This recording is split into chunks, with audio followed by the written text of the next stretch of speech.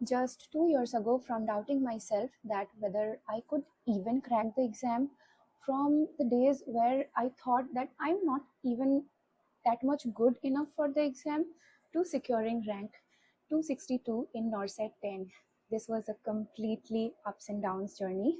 So, hey guys, I'm Agnisha, and if you are preparing for NORCET, this video is for you.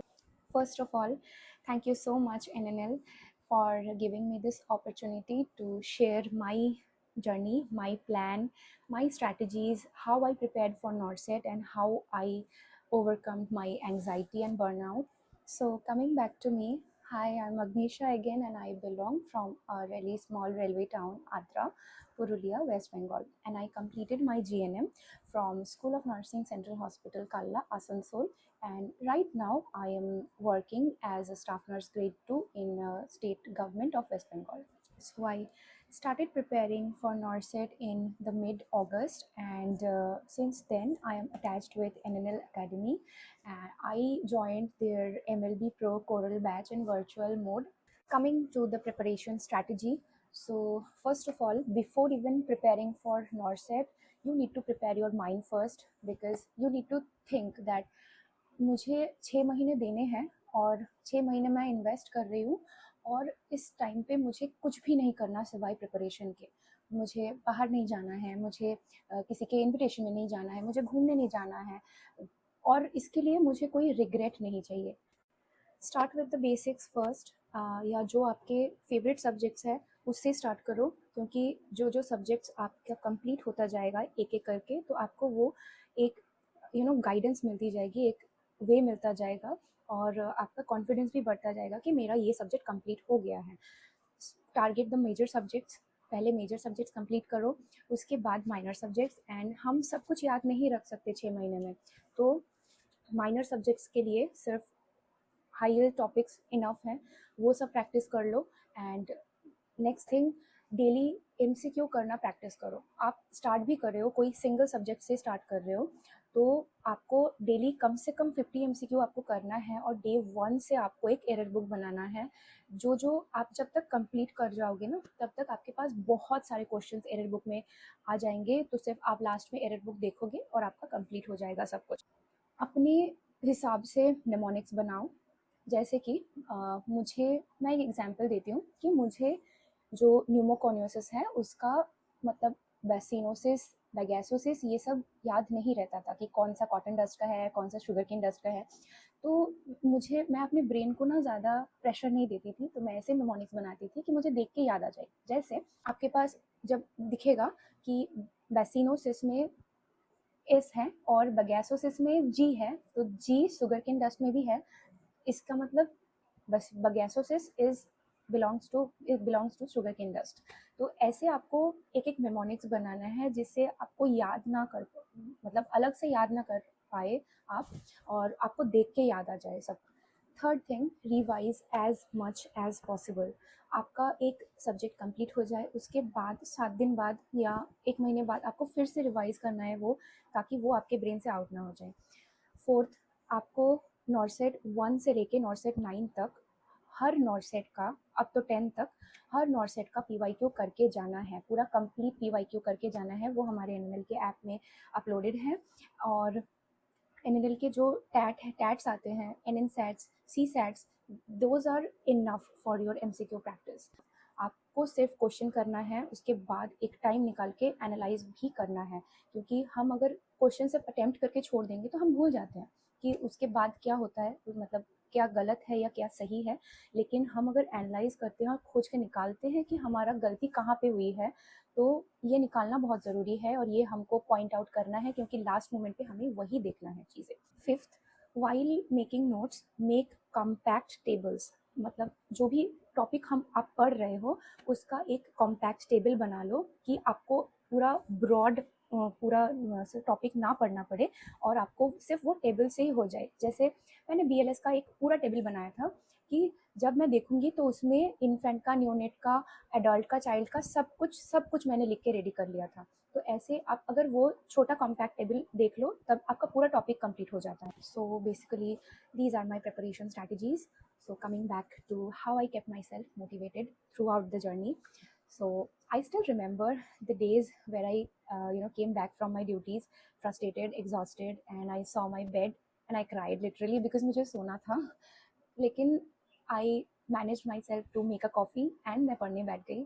ऐसे ही मैं push करती थी अपने आप को कि एक दिन में जितना देर मैं पढ़ सकूं मैं पढ़ूं, क्योंकि मुझे यही लगता था कि 6 महीने का एक सैक्रिफाइस है, उसके बाद मुझे कुछ नहीं देखना है. तो मैं आपको भी यही बताना चाहूँगी. और जब मैं बहुत ज़्यादा डीमोटिवेटेड फील करती थी तो मैं जो सक्सेस वाली रील्स होती है ना वो स्क्रॉल करती थी, और मुझे सिर्फ एक ही चीज़ लगता था कि अगर वो कर सकते हैं तो मैं क्यों नहीं. ये मैं आपको भी बताना चाहूँगी कि अगर मैं कर सकती हूँ तो आप क्यों नहीं, you can do it to.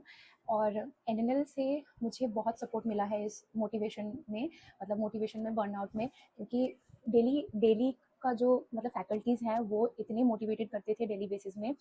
हमारा जो मतलब आरएम जो थे हमारे, वो कॉल करके मतलब ये लेते थे, फीडबैक लेते थे कि हमें क्या प्रॉब्लम हो रहा है.